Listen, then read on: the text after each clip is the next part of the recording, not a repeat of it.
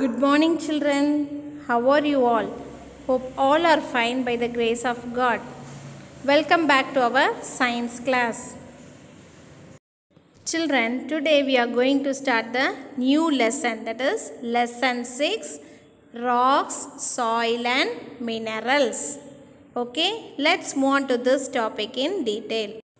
See, soil is the uppermost layer of the earth's crust, isn't it? It is made up of tiny pieces of rocks, sand, clay and remains of dead plants. It is the main place for plants, isn't it? Different plants grows in different soil. Soil is made up of rock particles, clay, remains of plants, animals called humus and stones. Okay, children? See, children, soil has different layers.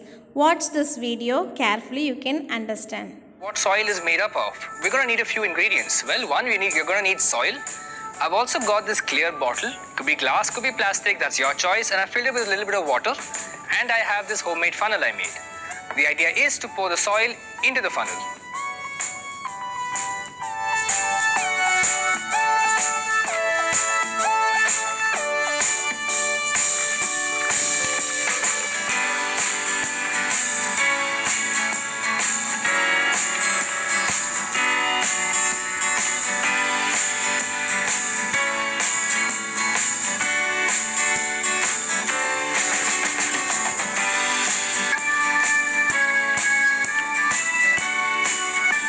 Once you've successfully managed to make a huge mess, you take a bottle of water, cover the end and shake it.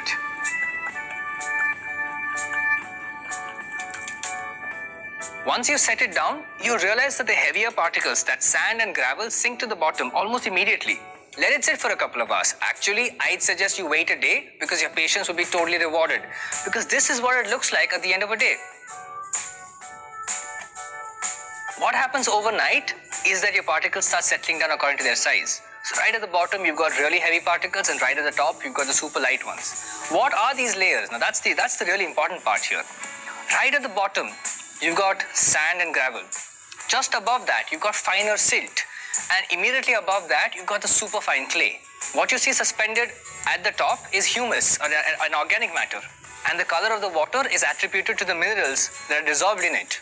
Each and every component that you see has its own purpose to play. The humus right at the top is organic matter, which is what feeds the plant. Below that is clay. Clay has the ability to trap water. This keeps water molecules at the roots long enough for them to absorb them. Below that is silt, which is where all the important minerals are. And finally at the bottom you have sand and gravel, which helps drain the waters quickly so that the roots don't rot. This kind of soil, which has all these parts, is called loam. And based on the percentage of each individual component, they can be classified into sandy loam, into silty loam, or into clay loam. What we've got here is sandy loam. Try it out at home and tell me what the soil at your place is like. Leave them in the comments below. Okay, children, next we are going to see how soil is formed.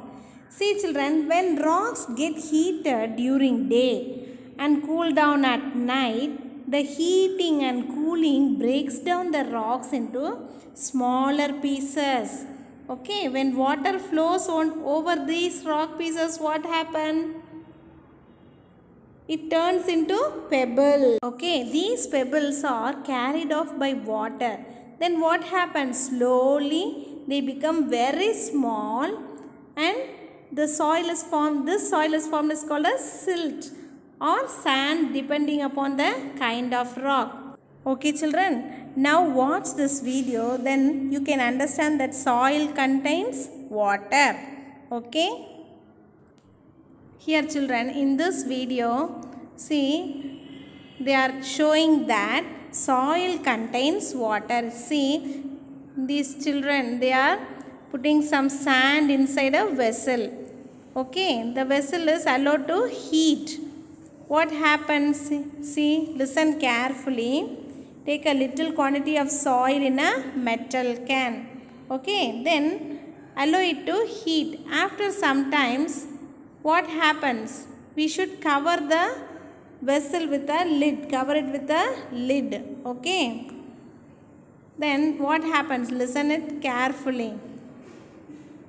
Here the children, they are waiting eagerly to see what is going to happen. See this boy, he is covering the vessel with a lid, isn't it?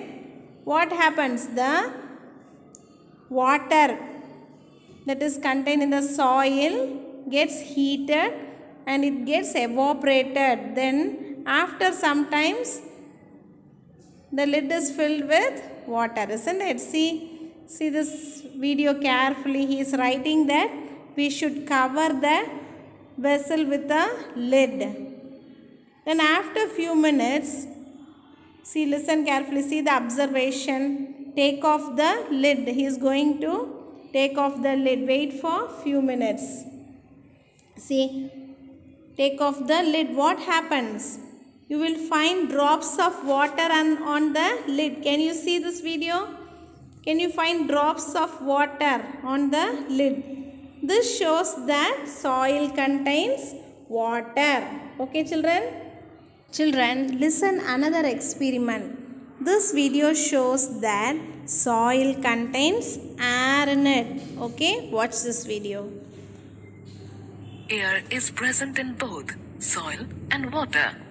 Living things that live under the soil and in water breathe the oxygen in the air between the soil particles or the oxygen dissolved in the water. The solubility of air in water decreases as the temperature increases. Madam, how will you detect the presence of air in soil and water? Let's perform an experiment to detect the presence of air in soil and water. The materials required are soil, a beaker, water, a gas burner, and a vessel. Test for the presence of air in soil. Procedure. Take some dry soil in a beaker.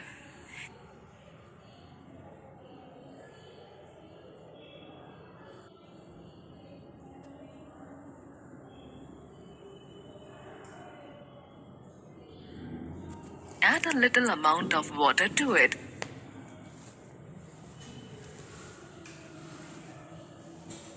Observe the soil carefully. Observation. Some bubbles start coming out of the soil. Result. Soil has air present in it.